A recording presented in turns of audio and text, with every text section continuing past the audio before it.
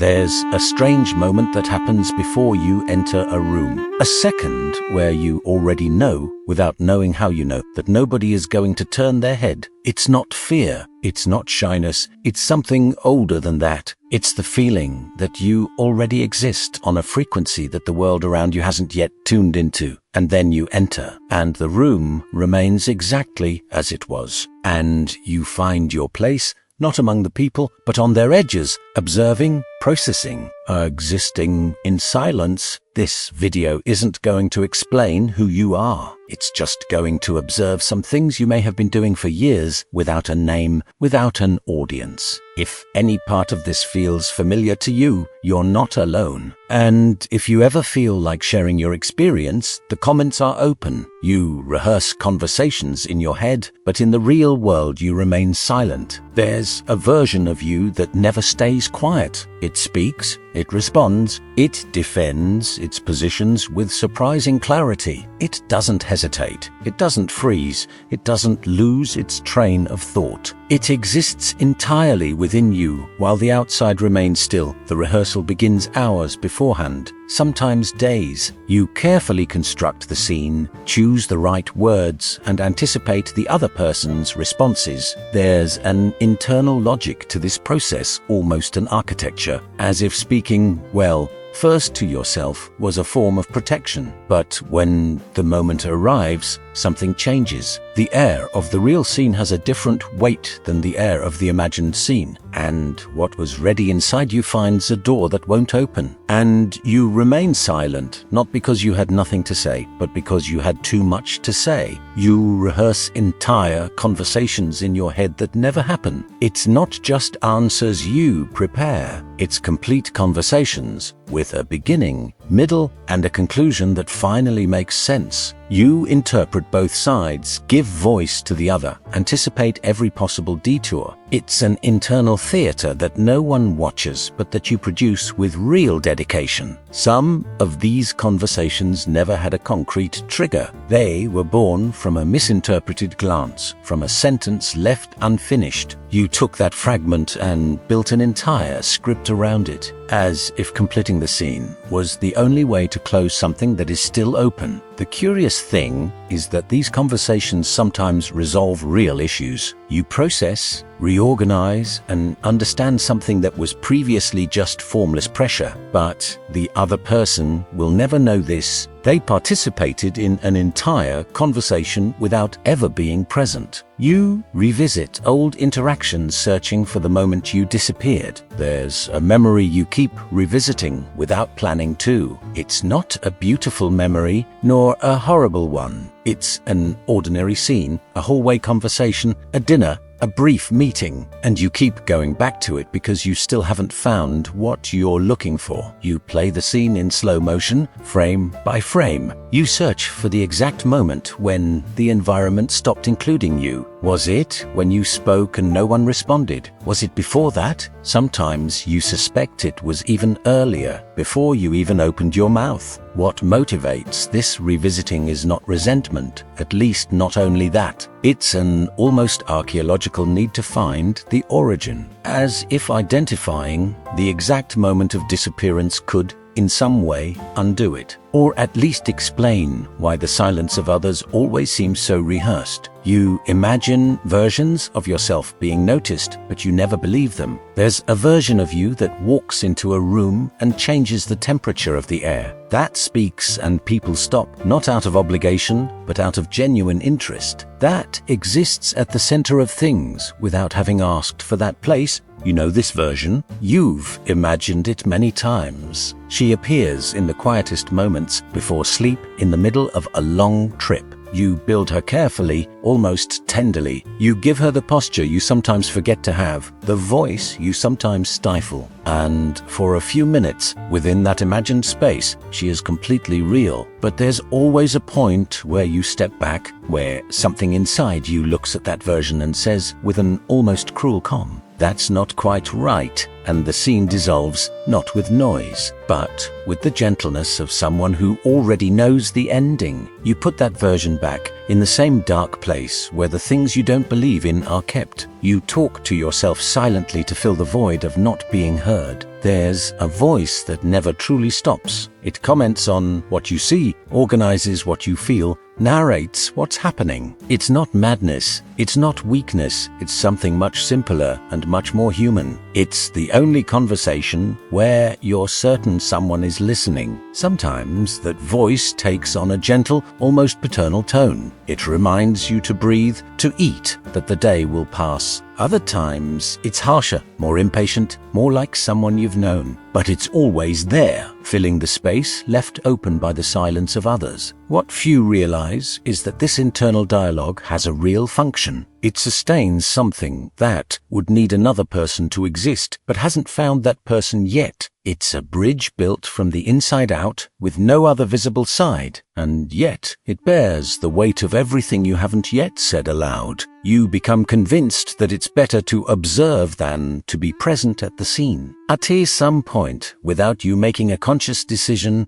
this became a rule. Staying on the sidelines is safer than being in the center. Observing is smarter than participating. And you were so good at convincing yourself of this that you almost forgot that you were the one who invented this rule. There's a quiet elegance in observing that you've learned to value. You see things that others miss because they're too busy existing aloud. You read the atmosphere, perceive the tensions, understand the dynamics before anyone else. And this has become, over time, an entire identity built upon the act of not entering. But there are nights when this position weighs on you in a different way, where observing doesn't seem like wisdom, it seems like distance, where you wonder, without an immediate answer, if you chose the edge or if you were placed there. And the question hangs in the air, unhurried to be answered, but without disappearing either. You create stories where someone finally notices you, only to abandon them later. The story always begins with a small detail, someone who notices something that others have missed. A look that lingers a second longer than usual. A question asked with an attention that seems,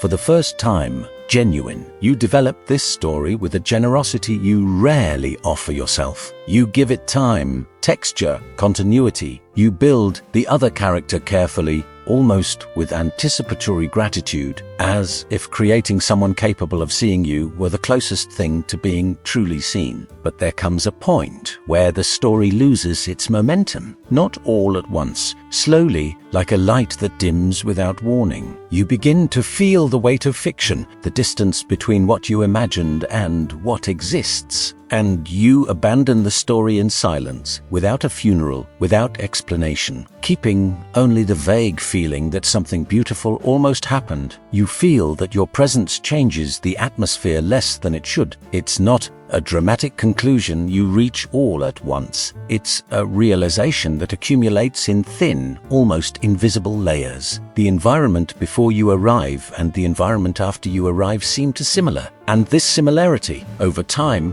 begins to weigh on you in a way that's hard to name. You took the test without realizing you were doing it. You went in and observed. You went out and observed from afar. You looked for some difference, some subtle alteration that would indicate you had been there. And when you didn't find anything, you filed the discovery away in the same quiet place as always. What hurts isn't the absence of applause. You've already learned not to expect that. It's something smaller and more specific, almost molecular. It's the feeling that space holds no trace of your passage through it, as if you existed in a material that the world simply cannot absorb. You mentally answer things that nobody asked you. Someone makes a statement in the middle of a conversation that wasn't directed at you. An opinion thrown out there without a specific target, without any intention of debate. But something inside you immediately awakens, organizes arguments, formulates a complete response. And that response stays there, ready, waiting for a question that will never come. Sometimes it happens with things you've read, heard in passing, or seen on a screen. A phrase someone said without any weight becomes the center of an intense internal dialogue. You defend positions, reconsider, and arrive at sophisticated conclusions, all within a space where no other voice enters to agree or disagree. There's something revealing about this habit that rarely receives attention. It shows that you have much more to say than the world around you has created space to hear, that your mind doesn't wait for an invitation to work in depth, and that somewhere deep inside you still believe your answers have value, even when no one asked the question.